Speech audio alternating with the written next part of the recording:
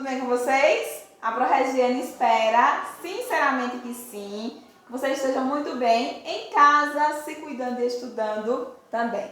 Vamos para a nossa aula de correção, tá bom? E toda aula de correção eu começo com uma mensagem. E a mensagem do dia diz o seguinte, tá? Nós somos o que fazemos repetidamente. Excelência, portanto, não é um ato, mas um hábito.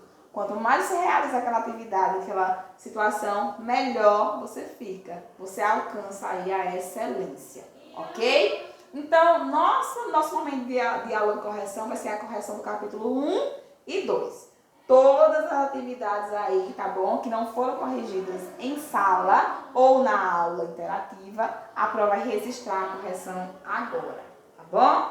Então, capítulo 1. Organização física e política do mundo. Lembro para vocês, tá bom? Que é muito importante vocês façam uma correção para conferir, inclusive, se o raciocínio de vocês estava correto na hora de responder aquela questão, tá bom? Então, às vezes, foi alguma coisinha que você não percebeu e aí você faz a questão errada e esse momento é o momento de você verificar se você entendeu tudo que era proposto aí pelo livro. Então, bora lá. Começamos na página 29. E ele começa dizendo assim: diferencia o termo raça de etnia. Raça, só existe uma, é a raça humana. Etnia, nós temos várias, porque etnia vai misturar traços físicos e também uma questão cultural. Então, a diferença basicamente é essa. Raça, temos apenas uma, raça humana. Etnias, nós temos várias, porque envolve questões físicas dos seres humanos, né, quando eu digo característica que modifica, né, que varia. E a questão cultural. Então, muito tranquilo aí, vocês vão lembrar. E aí, na segunda, ele diz assim, sem a intervenção humana, como seria chamado o grande bloco de terra que tem aí que, né, fazer parte aí a Ásia e a África, né? Além, lógico, evidentemente, da Europa, né? Porque ele não cita nessa questão, porque seria colocado aí nesse entendimento, né, que no caso, a Europa seria uma península da Ásia, tá bom? Então, seria o continente euro-afro-asiático, que eu falei 1000 vezes para vocês quando eu expliquei os critérios, né? Linguístico, cultural, para definir continente, e o critério geográfico-geológico, que é o dessa questão aqui que ele está pedindo. Então, continente euro-afro-asiático. Vocês vão lembrar com certeza, aí acho que ninguém errou essa. Terceira. Apresente quais critérios, né, podem ser utilizados para diferenciar um continente de uma ilha. Os critérios são muito tranquilos aí. Para fazer essa diferenciação, a gente vai utilizar, né, basicamente aquela questão, né, de tamanho, ok? Porque tanto a ilha como o continente, eles são cercados por água. No caso do continente, né, água salgada, água dos oceanos. Mas a gente tem um critério, um padrão internacional, que para ser considerado uma ilha, tem que ser do tamanho ou menor, né, que é a porção de terra da Groenlândia. Para se considerar um continente, tem que ser do tamanho ou maior do que a Austrália. Então, é o critério internacional para considerar uma ilha e um continente. Até porque na definição seria basicamente a mesma coisa. Então, o tamanho vai ser o fator que vai fazer a diferença aí de ilha e uma questão de continente. Tranquilo? Quarta questão, descreva a importância da criação do Canal de Suez. O Canal de Suez foi aquela construção humana que separou o continente, né, africano do continente asiático.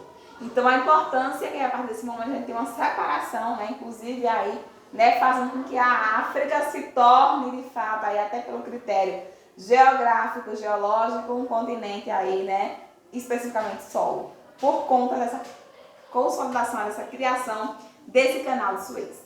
Tranquilo, a gente comentou também isso. Aí ele fala assim, qual é o termo utilizado para identificar o supercontinente que aproximadamente, né, 200 milhões de anos formava uma única massa de terra, que a gente chama de Pangeia, né?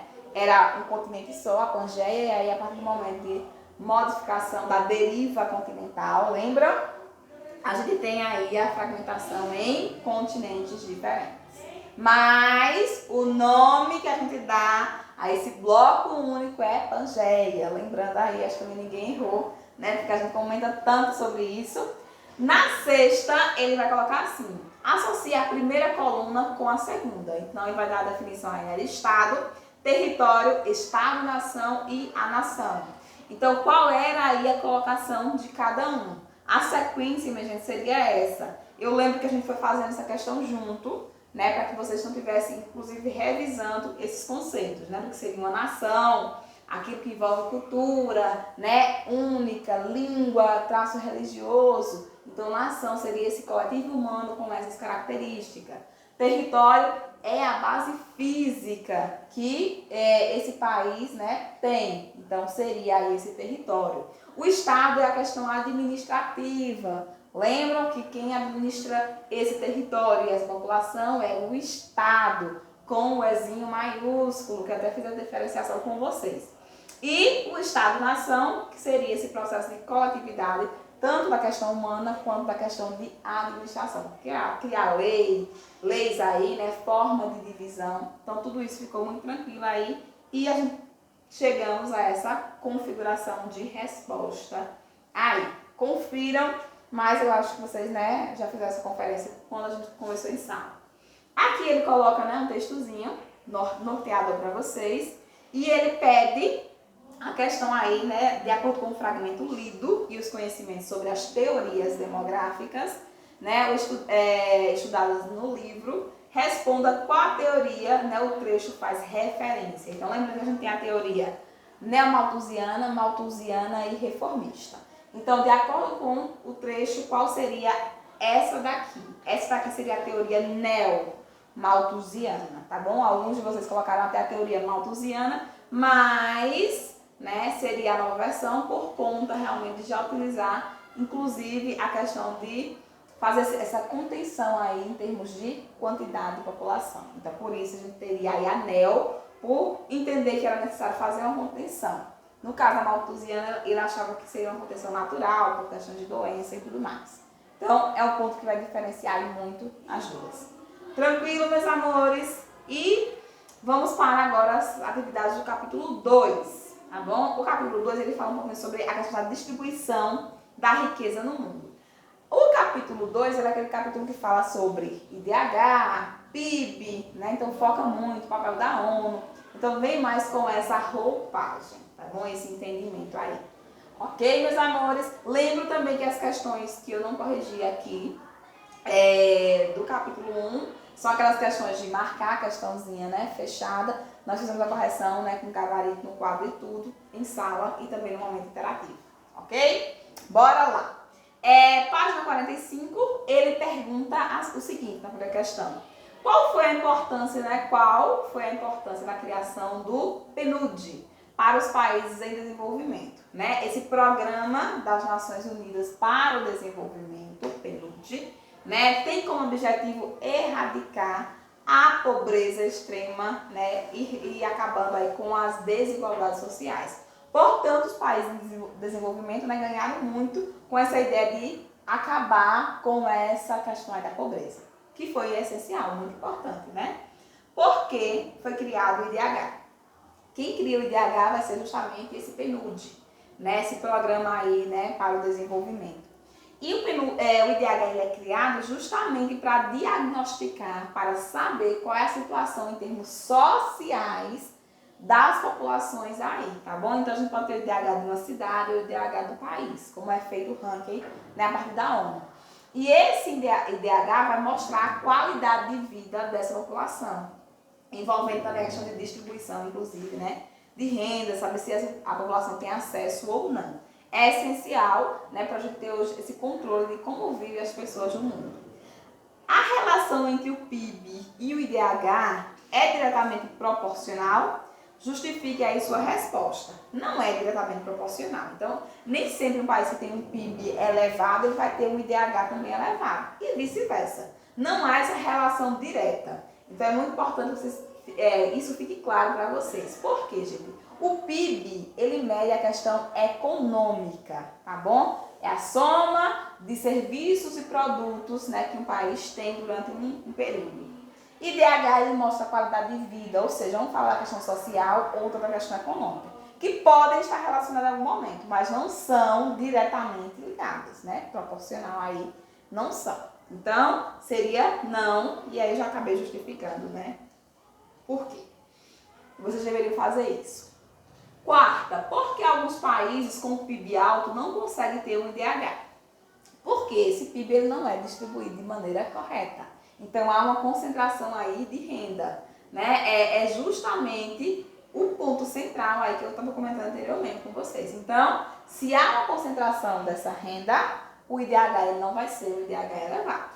Isso é fato, tá bom? E isso é um dos principais motivos que países com PIB considerados elevados não têm a mesma condição no IDH. É a concentração. 5. Quais são as variáveis consideradas para a formação aí do IDH? As variáveis é o que a gente observa. Então, são observados os aspectos sociais. Educação, saúde, renda per capita, infraestrutura, tudo isso é observado para dizer qual é o IDH dessa região ou desse país. Tá bom? São as questões sociais. Educação e saúde, mortalidade infantil, renda por cabeça, que a gente chama renda per capita, tudo isso é observado. Tá bom?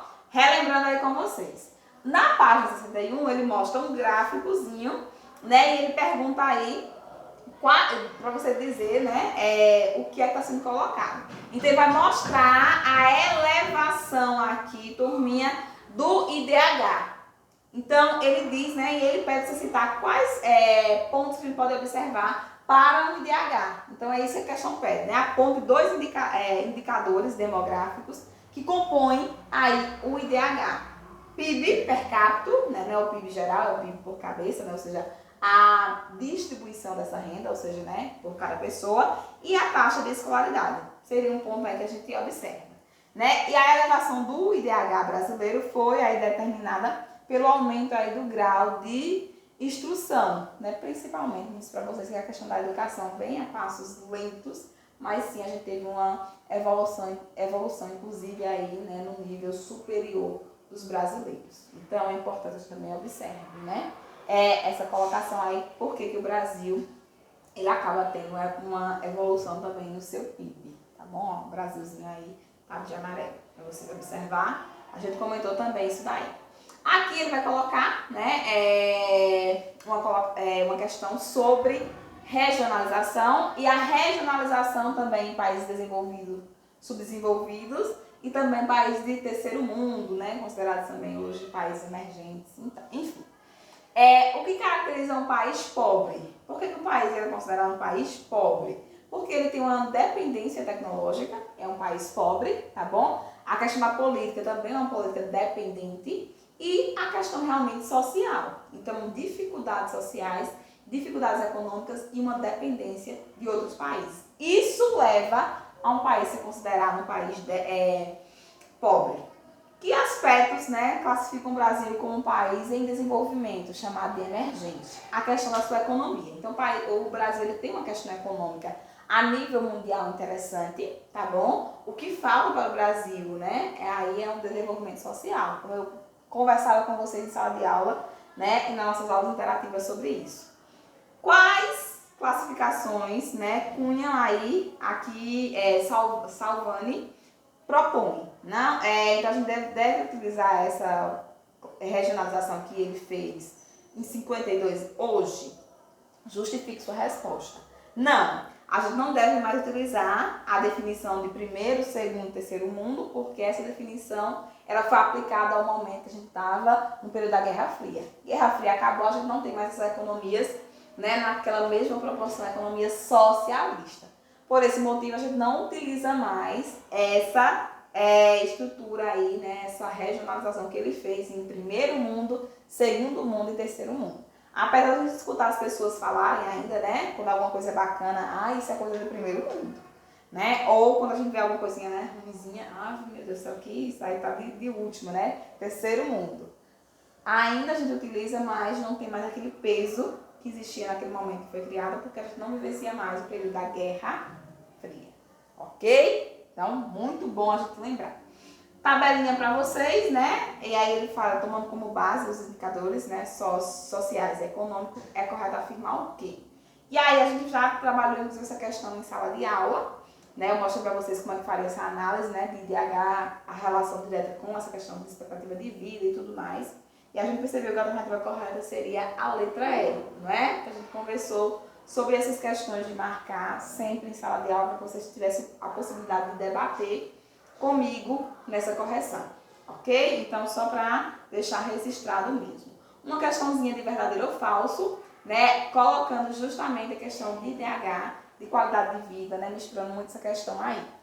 Então, a sequência correta seria a primeira, né? A falsa, B, né? Verdadeiro, C e D também verdadeiras aí, tá? E a gente comentou o porquê, né? De ser falso e verdadeiro também em sala e no momento interativo. Essa questão aqui, de número 5, é a questão de observação. E ele queria que você observasse aí o que é, qual a problemática está relacionada a essa imagem. Então, a problemática é justamente a problemática da desigualdade social, né? E também a concentração de renda, quando você observa, né? Prédios, né? Até bem luxuosos, né? Estão aí bem próximo de áreas, né? Degradadas totalmente aí, na questão social e também, né? De paisagem. E aí a gente percebe a desigualdade social, né, de uma forma gritante no nosso país, né, que é um fato. Ok, meus amores? Então, correção feita. Aproveite, tá, esse material e fiquem com Deus até o nosso próximo encontro.